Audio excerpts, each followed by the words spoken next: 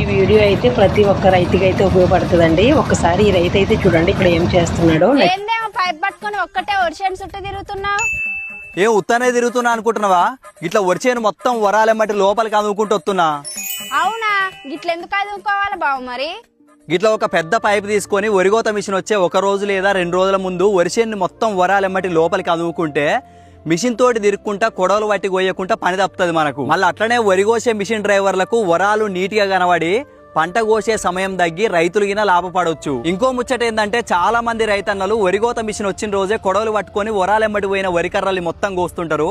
అట్లా కోయడం వలన వరిగోత కోసే మిషన్ డ్రైవర్లకు వెనక భాగం సరిగా కనబడదు కాబట్టి చూసుకోక ఆ వెనక రివర్స్ వచ్చినప్పుడు ఆ టైర్ల కింద పడి సంవత్సరానికి చాలా మంది రైతన్నలు చనిపోతున్నారు.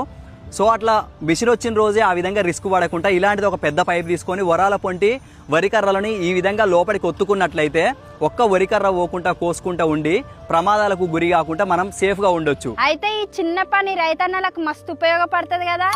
ప్రస్తుతం వరి కోతల సమయం కాబట్టి రైతన్నలకు పని భారం తగ్గి ప్రమాదాలను తగ్గించుకునే విధంగా ఉపయోగపడే ఈ వీడియోని అందరికీ షేర్ చేయుర్రి. ఇక అందరికీ ధన్యవాదాలు.